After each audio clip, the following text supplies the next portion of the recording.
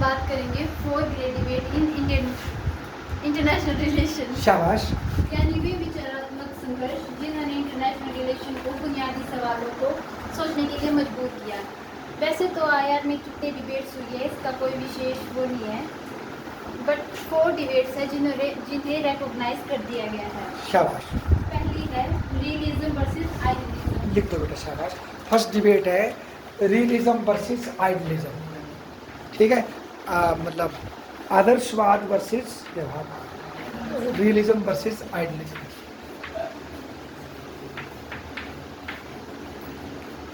ये शुरू हुई है फर्स्ट वर्ल्ड वॉर के बाद, अच्छा 1920 से 1940 तक। अच्छा जी, बहुत बढ़िया, टाइम लाइन भी दे रहे हैं आप ये, गुड।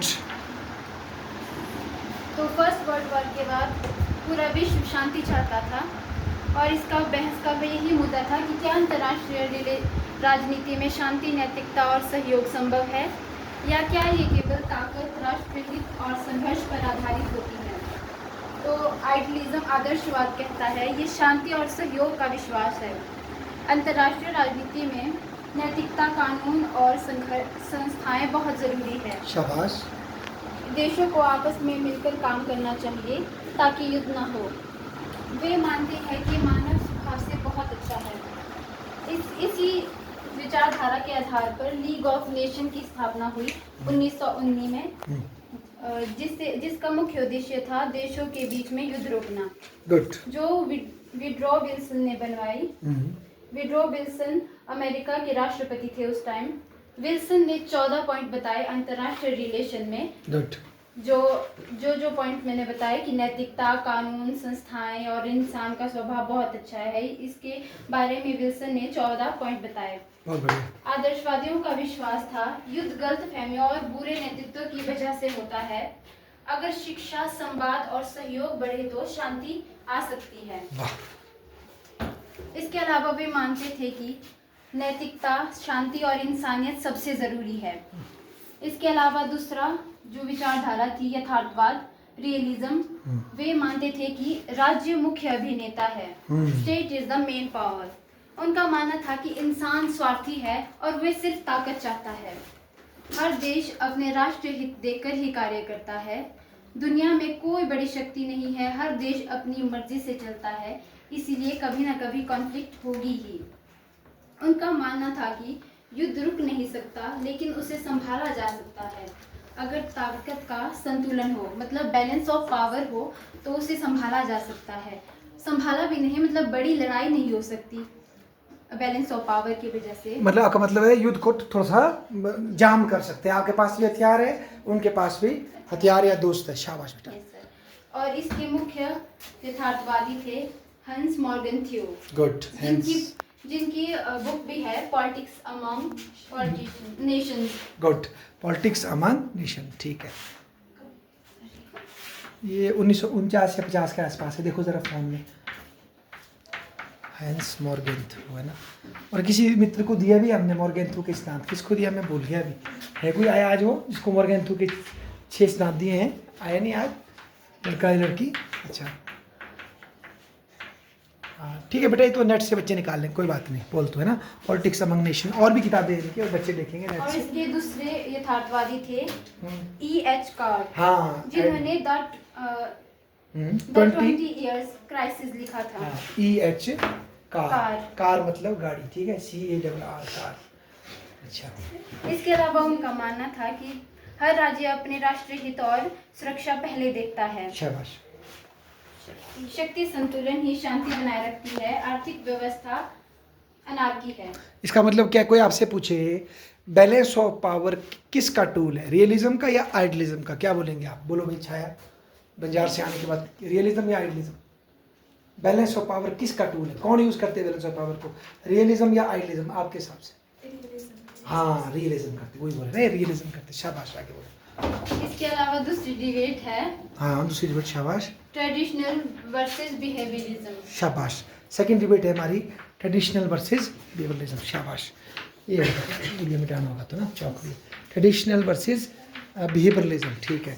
तो दूसरी डिबेट है हमारी जो क्लासिकल अप्रोचेज है, realism, idealism versus system theory वगैरह, जो ये कम्युनिकेशन थ्योरी, और एक और थ्योरी क्या है, सिस्टम थ्योरी, कम्युनिकेशन थ्योरी, एक और डिसीजन मेकिंग थ्योरी। 3 थ्योरी हैं जो कि वैज्ञानिक व्युत्पत्ति से चलती है, उस पर आधारित है। कुछ बोल रहे थे चौधरी साहब, बोलो, बता रहे थे कुछ, बताओ। Game theory. गेम थ्योरी, हाँ वो भी इस तरह की, शाबाश। अच्छा आपका भी टॉपिक यही है, ठीक है, आपको मौका देंगे हमको। अच्छा बोलो, हाँ बोलो, शाबाश। हाँ अब सवाल था कि अंतर्राष्ट्रीय रिलेशन, हाँ। इंटरनेशनल रिलेशन को कैसे पढ़ा जाए, गुड कौन सा तरीका बेहतर है। गुड तो पहला परंपरावादी है, ट्रेडिशनलिज्म है। गुड उनका मानना था कि राजनीति को समझने के लिए इतिहास, अनुभव और तर्क का इस्तेमाल करो। गुड जैसे कि इतिहास पढ़ो कि पहले क्या हुआ, सोचो कि देश क्यों लड़ते हैं, नेताओं के इरादे और नैतिकता पर ध्यान दो। गुड।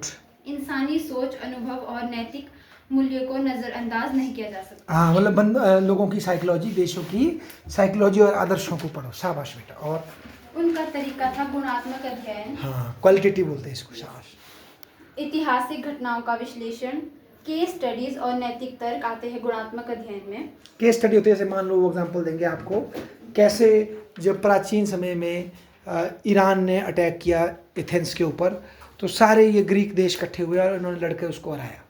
तो मॉडर्न टाइम में अगर मान लो कोई ऐसी महाशक्ति है, चाइना है, तो अमेरिका बोलेगा कि जितने भी तुम चिगू चिगू देश है, ये फिलीपींस, ताइवान, जापान, सब इकट्ठे हो जाओ, इकट्ठे मिलके उनको हराओ। तो केस स्टडी एग्जाम्पल देंगे आपको, ये तरीके हैं इनके, शाबाश, आगे बोलो। इसका उदाहरण है द्वितीय विश्व युद्ध क्यों हुआ, हाँ और इनका जवाब होगा हिटलर की सोच, देशों की गलत नीतियां। गुड, अच्छा ऐसे बहुत बढ़िया।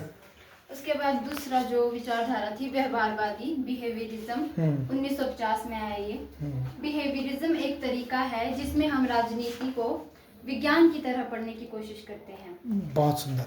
मतलब राजनीति को सिर्फ सोच, इतिहास और विचारों से नहीं बल्कि आंकड़े, फैक्ट और व्यवहार के आधार पर समझ सकते हैं। बिल्कुल, मतलब ये नहीं हम मानेंगे कि खुद अज्यूम करें कि ये बुरा है या अच्छा है, हम टेस्ट करेंगे, ठीक है ना। विज्ञान की पद्धति क्या है, क्या होना चाहिए, तो हमने बोलना ही नहीं, क्या है, शाबाश बेटा। व्यवहारवादी कहता था कि लोग राजनीति में क्या कर रहे हैं उसे देखो, यानी आदर्शों की बजाय वास्तविक व्यवहार देखो। शाबाश। राजनीति का असली स्वरूप लोगों के व्यवहार से बनता है, जैसे लोग किसे वोट देते हैं, क्यों आंदोलन करते हैं, लोग सरकार से उम्मीद क्यों करते हैं। इसीलिए व्यवहारवादी कहता है कि राजनीति का अध्ययन मानव व्यवहार से शुरू होता है। गुड। अंतर्विषयक दृष्टिकोण, राजनीति को अकेले नहीं समझा जा सकता, इसके लिए मनोविज्ञान, समाजशास्त्र, अर्थशास्त्र और मानवशास्त्र को भी मदद लेनी चाहिए। शाबाश, इंटरडिसिप्लिन रहेगा, इसके शाबाश। जो मुख्य विचारक थे वो थे डेविड स्टर्न। उन्होंने व्यवहारवादी की 8 विशेषताएं बताई है। शाबाश। पहली है नियमितता, हाँ दूसरी है सत्यापन, ठीक है, तीसरी है तकनीकें, सत्यापन, ठीक है। चौथा मापन, पांचवा मूल्य निष्पक्षता, चौथा है व्यवस्थित अध्ययन, सातवां है शुद्ध विज्ञान दृष्टि, और 8वां है समन्वय। थर्ड डिबेट है new realism versus new liberalism. बेटे इसको मिटाओ ना, तब तक आप लिखो, मैं इसको पूछता हूँ इनको। बताओ बोले जरा, इंटरनेशनल रिलेशन में कैसे लाएंगे आप वैज्ञानिक अप्रोच को, मतलब लिबरलिज्म तो आपने सुना होगा, पर इंटरनेशनल रिलेशन में कैसे लाएंगे। जरा सिस्टम थ्योरी पढ़ी किसने, बताओ बोला, क्या बोलता है मॉर्टन कैप्लन, क्यों नहीं BA सेकंड ईयर में थोड़ी बहुत पढ़ी होगी, ऐसा कैसे हो सकता है। सेकंड ईयर थर्ड ईयर में तो थोड़ा system theory, Morton Kaplan, communication approach, ये क्या नाम था उसका, कार्ल डुइश, फिर गेम थ्योरी बोल रहे हैं सर, है ना, क्या बोलता है बेटा ये जो एक विशेषकर जो ये सिस्टम थ्योरी ये बोलती है पूरी दुनिया एक बड़ा सिस्टम है और देश उसके पार्ट हैं और वो आपस में इंटरेक्ट करते हैं। तो हमने देखना है किसी देश के अंदर का जो पॉलिटिकल सिस्टम है वो क्या मांगे उठा रहा है कि हमें अपने कर्जे को दूसरों पर थोपना है, ऐसा अमेरिका का सिस्टम उठा रहा है मांग। जब वो हम पे इम्पोज करेगा मेरा कर्जा खरीदो, तो हम कैसे उसको रिएक्ट कर रहे हैं। तो वो जो डायलॉग जो हमारे बीच में हो रहा है इनपुट आउटपुट का, वो देखना है हमने, समझे आप। और कम्युनिकेशन आयोग में आरोप में इसमें अप्रोच में जो कार्ल ड्यूश है, ये कौन है, कार्ल ड्यूश क्या बोलते हैं। हाँ बोलो जी, कैसे हो, बोलो बेटा। क्या काम है तुम्हारा, काम क्या है। अच्छा रुको एक मिनट रुको बेटा, इसको करो, बंद करो, वैसे म्यूट करो, चंदा लेना। हाँ म्यूट हो गया। हाँ आओ भाई, क्या काम है आप। आ जाओ जल्दी आओ। कैसे हो सर? कैसे हो बताओ। चंदा लगाना है सर आपने? ये कम नहीं आए तुम्हें? अब बहुत ज़्यादा है सर, आप आ जाओ। ऑटोग्राफ चाहिए सर आपका? मैंने दे दिया फोटोग्राफी दिन पहले। अरे सर ऑटोग्राफ चाहिए आपका ना? लो मैं तो कर देता हूँ। लो चल। Thank you sir. सस्ते कर दे सर। इनको भी कराओ। सस्ते नहीं मैंने कर दिया इनको दे दिया। इनका भी तुम क्या चाहते हैं इनसे साइन करना? आस्था बोलना क्या है तुमने? नहीं इनको क्या बोल दोनों मैसेज में क्या? Good morning to all of you. जैसा कि आप सभी को पता है कि 19 को आप लोगों की फ्रेशर है, तो हम आप लोगों को इनवाइट करते हैं और ये आप लोगों का कार्ड, इनविटेशन कार्ड। और कहाँ है हमारे प्रेशर? सर ब्लिस में है आप लोगों की फ्रेशर, और सबसे निवेदन है कि प्लीज़ आइए। ना दो क्या है ऐसा? नहीं नहीं, ऐसे भी चलेगा, परफ्यूम डाल सकते हो, कोई बात नहीं। और लड़कों से ज़्यादा निवेदन है, प्लीज़ आप अपनी पार्टिसिपेशन बढ़ाएं। क्योंकि लड़के ज़्यादा है, लड़के है ही नहीं। लड़के है ही नहीं, प्लीज़ आप लोग आ जाइए। अरे अट्टे कट्टे यार आ जाओ, कुछ नहीं है। नाले नदी क्रॉस करके प्लीज़। तो आपका ज़्यादा समय ना खाते हुए चलो ठीक है सर, ठीक है प्लीज़ आ जाना। कहाँ है ब्लिस में? ब्लिस में ओके बहुत बढ़िया। मेरे को किसी को पता नहीं चलता तो आस्था को पता करना, मतलब कॉल करना। लड़कियां मेरे को करना, लड़के नहीं। मैं आता नहीं हूँ बाबा। हमने संन्यास लिया हुआ है और मैंने अपना कॉन्ट्रिब्यूशन दिया है आपको। मैं इनको मोटिवेट करूँगा। मैं मोटिवेट करूँगा। ये आपके चल जूनियर है कांटू। ये जाते हैं भाई, आप आओ। ब्लिस में किया है ये बड़ा तगड़ा है। आप लोग तो जाते रहते हैं, आपको तो पता है। तुम नहीं गए थे पिछले फंक्शन में? तो गए थे तुम। हाँ तो इसमें चल जाना। तो तुम्हारे पैसे मांगे इन्होंने क्या? कितने मांगे? तो क्या है, मैं 500 दिए में तो जा ही नहीं रहा यार। तो तुम जाओ, खुश मजे लो, जो मजे लेना चाहते हैं। थोड़ा आप जाओ। ठानिया जी बहुत सुंदर है, प्लीज़ देख क्या ठानिया बूढ़ा हो गया जमाने से पहले। इसको ऑन कर बेटा, ऑन कर। चलो बोलो शाबाश। हाँ नव यथार्थवाद और नव उदारवाद। इसे पहला जो विचारधारा थी वो थी नव यथार्थवाद। इसे स्ट्रक्चरल रियलिज्म भी कहते हैं। शाबाश।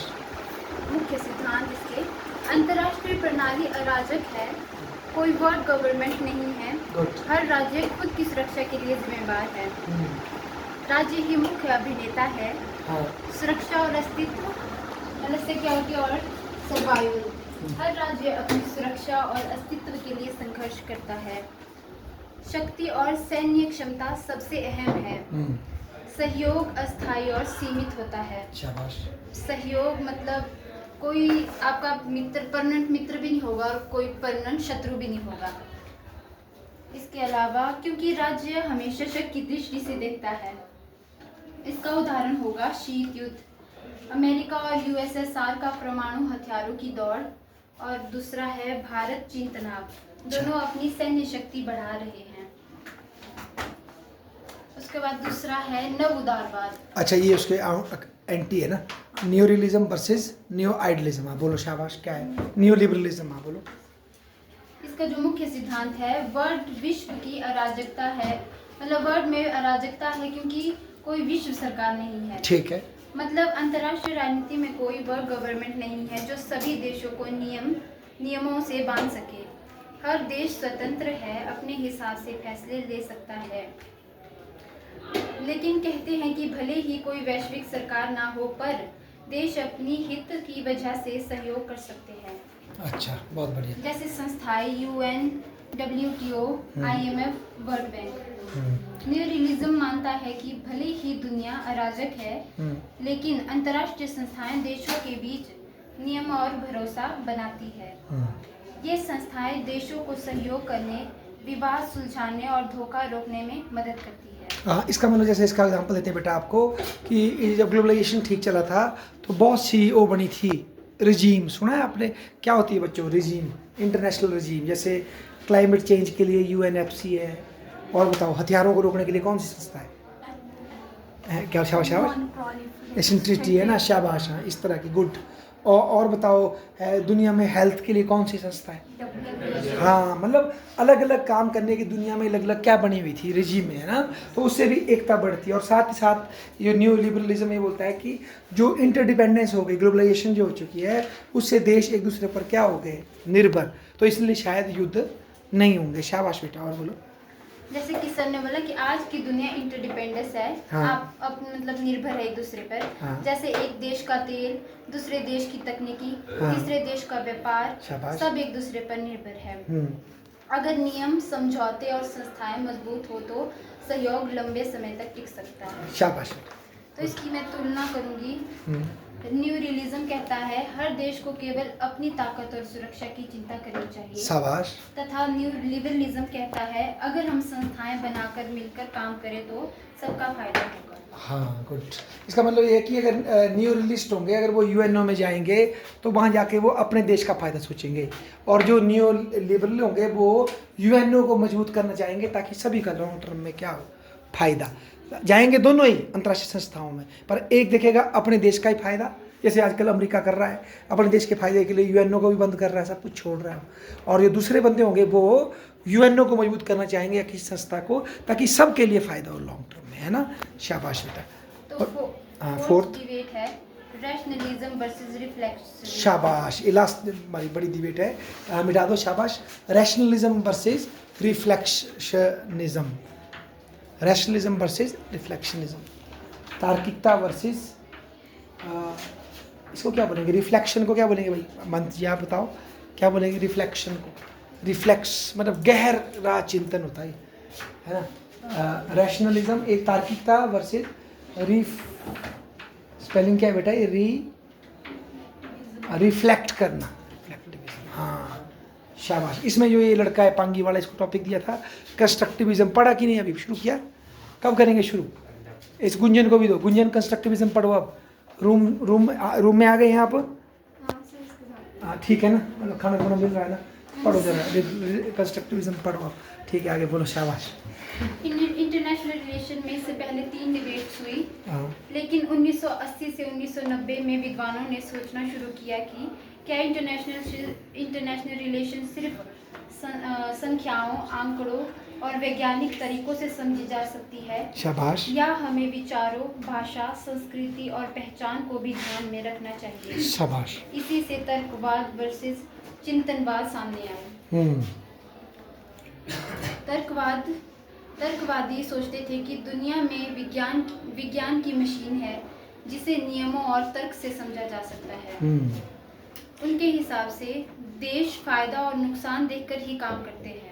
इसका मतलब हुआ बेटा, देखो मतलब मैडम क्या बोल रहे हैं आपको, जो ये जितना भी है ना, ये रियलिज्म, न्यू रियलिज्म, आइडियलिज्म, ये सारे के सारे तर्कवाद में ही आते। एक ये बोलता है कि भाई आप दुनिया में अपना फ़ायदा देखो तो आपका फ़ायदा है। दूसरा ये बोलता है दूसरों का भी भला करेंगे, अपने साथ साथ सबका फ़ायदा है। पर कहीं ना कहीं आपको तर्क से ही समझा रहे हैं ना। तो रियलिज्म, आइडियलिज्म, इंस्टीट्यूशनलिज्म, ये सब क्या है? तर्क पर आधारित। और एक इससे भी गहरी चिंतन जो आपके अवचेतन मन पर, या जो आपको पता ही नहीं पर अनकॉन्शियसली आप कर रहे, बहुत गहरे में जो चिंतन कर रहा है, वो अब हम बात करेंगे। आगे बोलो। शाबाश बेटा। इसके अनुसार राज्य और इंसान का व्यवहार तर्क और स्वार्थ से चलता है। गुड। इनका मानना था कि जैसे विज्ञान में केसेस और इफेक्ट्स देखे जाते थे, उसी प्रकार आईआर में भी कारण और परिणाम देखे जाने चाहिए। अच्छा, हर एक चीज़ को हम काउज और इफेक्ट से एक्सप्लेन कर सकते हैं, पर ऐसा नहीं होना चाहिए। बोलो। शाबाश। उदाहरण के लिए अगर एक देश अपनी ताकत बढ़ाएगा तो पड़ोसी देश उस पर दबाव डालेगा। शाबाश। दूसरा है तर्कवाद। इनका कहना है कि इंसान को केवल विज्ञान की तरह नहीं समझा जा सकता, इसके अतिरिक्त मानसिकता, संस्कृति, पहचान, भाषा, नैतिकता और मूल्य अहम होते हैं। उनका कहना है कि आईआर को समझने या दुनिया को समझने के लिए हमें लोगों का सोचने का तरीका देखना पड़ेगा। देश का व्यवहार उनके विचारों और रिश्तों पर निर्भर करते हैं। उदाहरण, अमेरिका और चीन के रिश्ते सिर्फ पावर से तय नहीं होते, बल्कि इस बात से तय होते हैं कि दोनों देश एक दूसरे को मित्र मानते हैं या खतरा। अच्छा, शाबाश। तो रैशनलिज्म कहते हैं राजनीति के नियम वैसे ही समझो जैसे विज्ञान के नियम डाटा और इफेक्ट से समझते हैं। दूसरा है रिफ्लेक्टिविज्म।